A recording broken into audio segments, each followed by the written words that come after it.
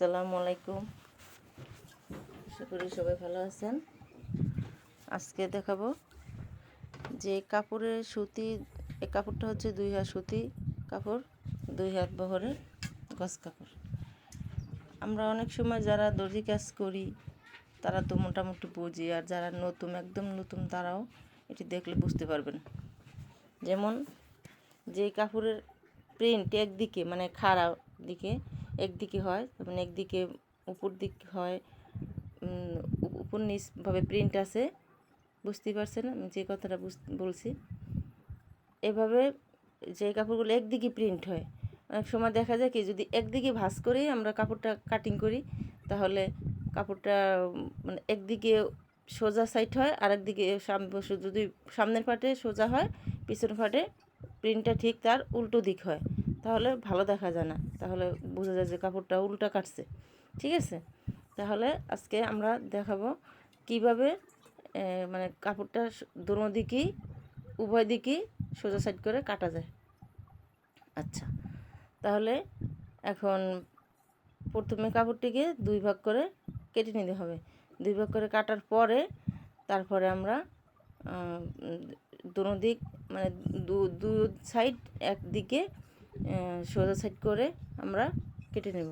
কেটে তারপর ভাঁজ করে কাপড়টি আমরা এখন 38 বডির জামা কাটবো। তাহলে আমরা প্রথম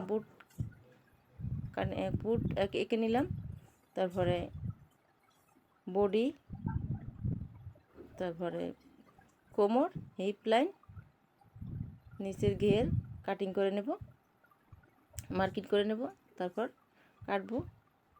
তাহলে আমাদের কামিজটি ড্রয়িং করা হয়ে গেল। এই যে যারা একটু ঘের বেশি পড়তে চান তারা একটু এভাবে শেপ কাটটা ভালোভাবে ধরে মেজারমেন্টটা করে নেবেন। ঠিক আছে, এই যে তারপরে এই জামাটা আমি কলার দেব, হাফ ব্যান্ড মানে যেটাকে বলে। তাহলে পিছন সাইডে কলার হবে না, পিছন সাইডে কলার হবে, শুধু সামনের সাইডে গলা হবে। সেভাবেই আমি গলার জন্য সামনে পাশ থেকে 3 ইঞ্চি নিলাম এবং লম্বা থেকে 6 ইঞ্চি নিলাম, মানে ডিপ দিলাম 6 ইঞ্চি, পাশে দিলাম 3 ইঞ্চি, এভাবে করে আমরা কেটে নেব। এই যে এখন আমরা সাইডটা কেটে নিলাম। এখন আমরা বডির মেজারমেন্টের মার্কিং করে নিলাম, তাহলে আর সেলাই করার সময় আর কাটাকাটির ঝামেলাটা থাকবে না, সেজন্য। এখন আমরা ঘের যে নেব, মানে সাইড কাটবো, সাইডের মাপটাও করে নিলাম।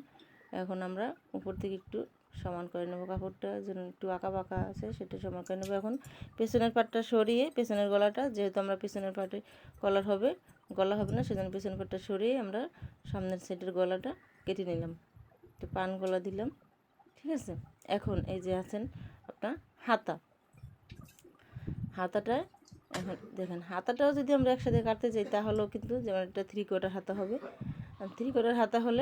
3/4 হাতা হলেও আমরা কাপড়টা কেটে 2 বারে কাটতে হবে, একবারে কাটা যাবে না। যদি 2 বারে কাটেন তাহলেও ফুলগুলো বলেন, পাতাগুলো বলেন, মানে মোটামুটি প্রিন্টটা একটা সোজা সাইডে যাবে আর একটা উল্টা সাইডে যাবে। সুতরাং তাহলে এটাও 2 বারে কাটতে হবে, একটা করে কাটিং করতে হবে, একটু ধৈর্য সহকারে একটা করে কাটতে হবে। তাহলে আমাদের প্রিন্টগুলো একদিকে যাবে, একদিকে সোজা সাইড থেকে যাইলে জিনিসটা সুন্দর হবে। আমি এটাকে মাইক হাতা দেব, মাইক হাতা দিলে এখন আমি উপর থেকে সোজা 11.5 ইঞ্চি কেটে নিলাম। 11.5 ইঞ্চি কাটার পরে এখন আমরা হাতার লম্বা থেকে মোহরায় 3 ইঞ্চি কম নিলাম, 3 ইঞ্চির নিচে ডাউন দিয়ে এঁকে নিলাম। এখন ডাউন দিয়ে আমরা এঁকে তারপর 11 ইঞ্চি কাটবো মাইক হাতার, মানে মূল হাতাটার জন্য।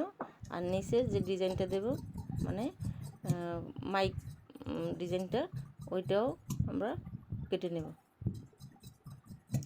ঠিক আছে, তাহলে এটা মাইক হাতা দিয়ে তারপর আমরা আবার কাটবো।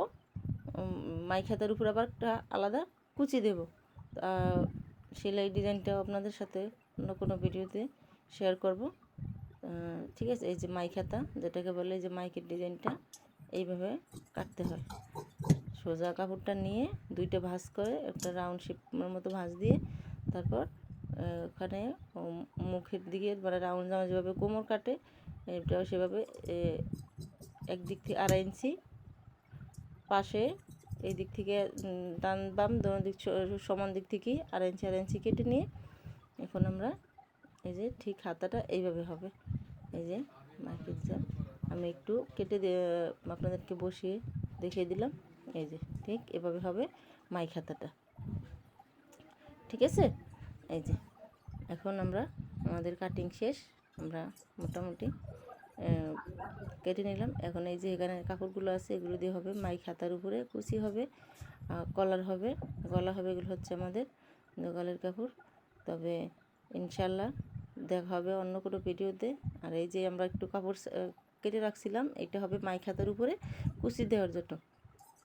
ঠিক আছে, তাহলে সবার উদ্দেশ্যে বলছি, প্রিয় মা বোনেরা, আপুরা, আমার চ্যানেলটি নতুন,